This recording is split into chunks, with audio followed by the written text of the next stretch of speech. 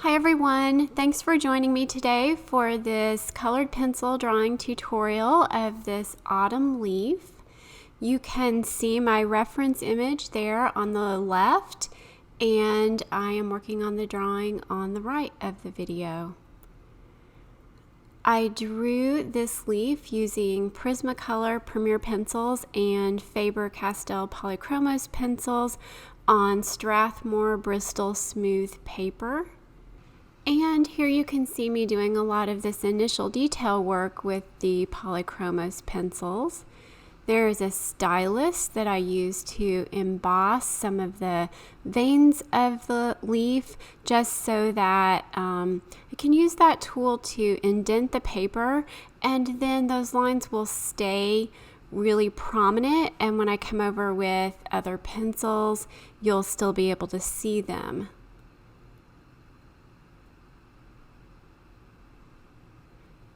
And continuing to work on the veins with those sharp Polychromos pencils. The Polychromos pencils hold their point really well, so they're great for detail work. And the combination of the Polychromos with the Prismacolor is one of my very favorite combinations of pencils. There you could see me looking at my color swatch, so I could just assist me in choosing colors that I wanted to use.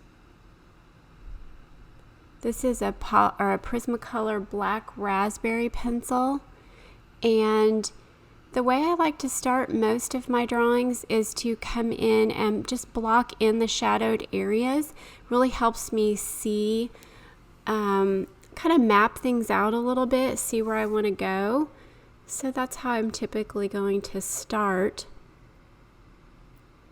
Can see me outlining some of those little splotchy areas of the leaf.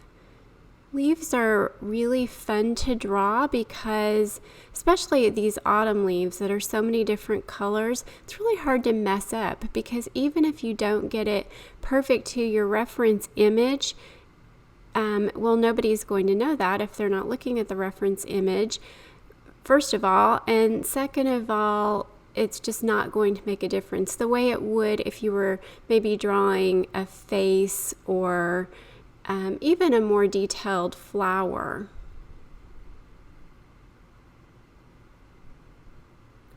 So still working my way around using that Prismacolor Black Raspberry. And there's my embossing tool again, or stylus you could call it. I'm just using that to indent the paper right over those veins so that they stay really prominent as I come over with more pencil.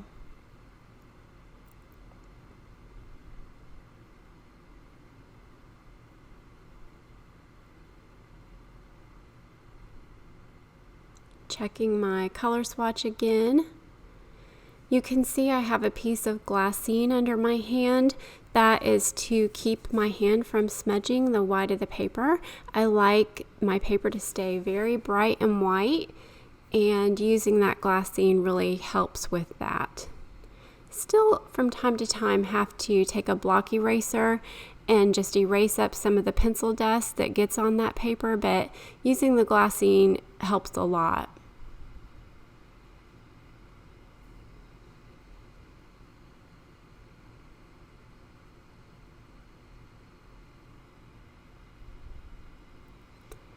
Just working my way through this drawing, using a technique here that I call splotching, where I just splotch in a little bit of color and then I can come back and work around it with other colors. It's an alternative to blending. If I were blending the colors, I would put one color down solidly and then come over that with another color solidly and then blend those two together. With splotching, I'm leaving some white spaces around the edges of each of the colors that I lay down. That way when I come back through with other colors, they're going to show up individually and kind of in between each other.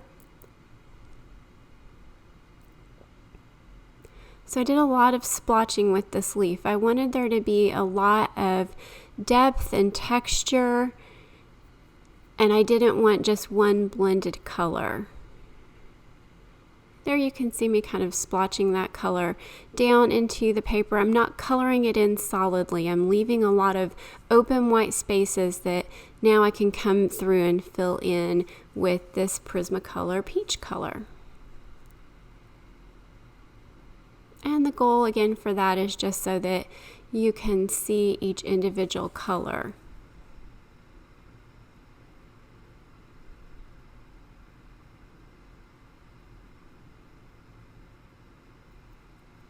This is the first time I've tried to do a video with this picture off to the side so that you can see my reference as I am drawing.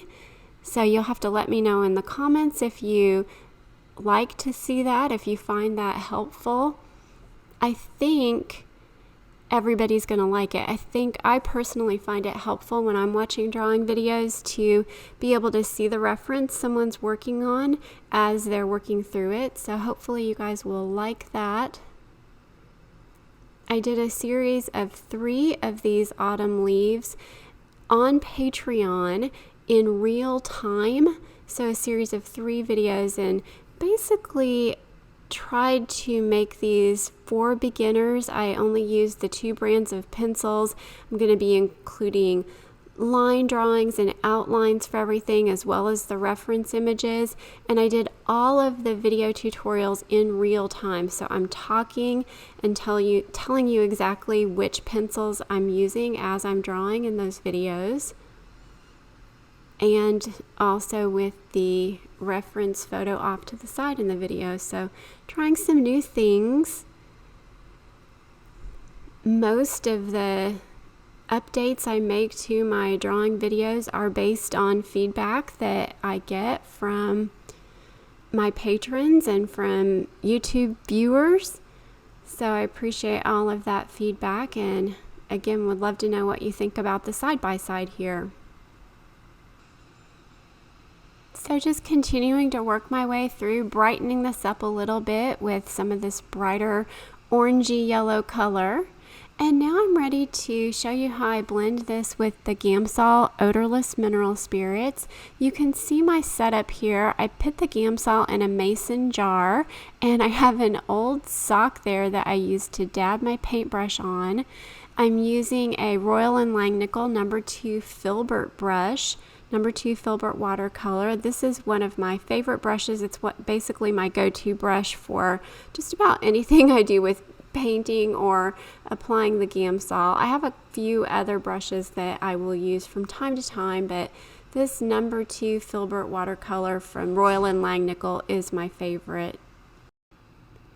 The goal when I'm blending with the Gamsol is basically to dissolve the pigment, get a lot of colored pencil pigment on that paper, and the Gamsol just dissolves that and turns it into almost like a paint, and just creates a really nice initial layer here. I will be coming back over with more colored pencils, but just gets the paper, it gets any of the gritty or graininess from the pencils dissolved so that I have a really nice smooth drawing surface. And again, just turns my drawings into something that looks a little bit more like a painting. I really love working this way with the Gamsol. I know a lot of people are a little bit hesitant to try it, but once you get the hang of it, there's so many different techniques you can use to really enhance your colored pencil drawings when you blend with the Gamsol. So highly recommend giving some sort of solvent a try when you're working with colored pencils. So once the Gamsol has dried, I will come back through with my second layer of colored pencils, and this is going to be where I am working on making sure everything exactly where I want it to be. I can change the colors a little bit, I can add more detail where I want it to be, but for the most part the really hard part is done. I've got everything mapped out, and now I just need to go back through and increase the shadows if I need to, brighten things up if I need to, and add those details. Really just kind of takes the drawing from okay to something that looks really good. You can see me also really crisping up my outer edges. That's something that's really important to me. I like a really nice crisp edge. Do not like any softness around the edges of my drawings. At least drawings like this that are on the white paper. Occasionally I do want my edges to blur. Working on the Strathmore Bristol Smooth paper gives you a really smooth finish. The smooth paper does not take quite as many layers as something like a hot press watercolor paper will, and I like to work on several different surfaces, including the Bristol Smooth, the watercolor paper, and my new favorite drawing surface is the Rising Museum Mount Board. If you want to see me working on that, you can look back at the last drawing that I put on YouTube of a white pumpkin.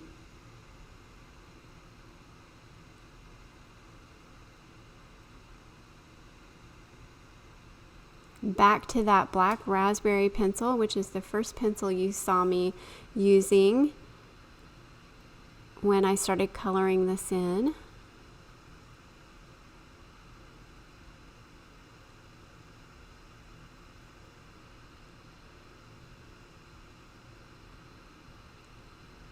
And moving my way back through and trying to add some texture.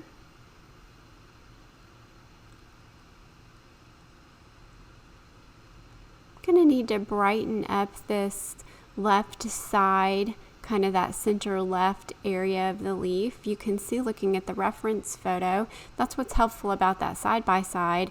Mine's quite a bit darker. The one on the left, the reference image, is a lot brighter.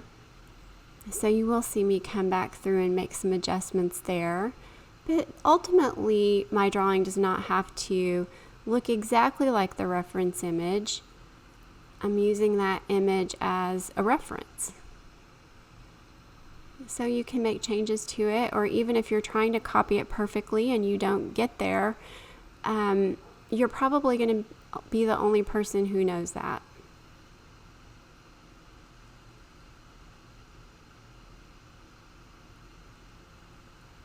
That's the Prismacolor Nectar, and then I was using my electric eraser here, just adding some dots across there, pulling up the top layer of pencil so that the layers that I have underneath are showing up, and it also makes it so that I can add more color. It helps the pencil stick a little bit better.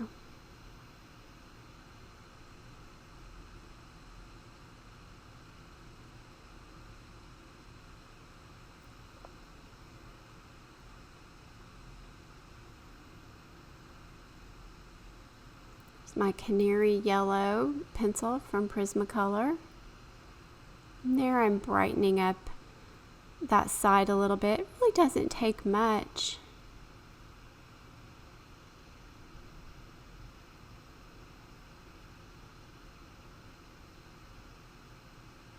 Have some of my shorter pencils in these pencil extenders. That just extends the life of my pencil, makes it easier to hold. I'd highly recommend purchasing a set of those if you like to work with colored pencils.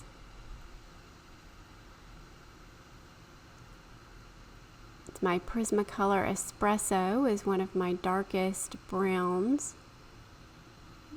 And a little bit of Deco Pink up there in the top where that leaf is kind of folded over.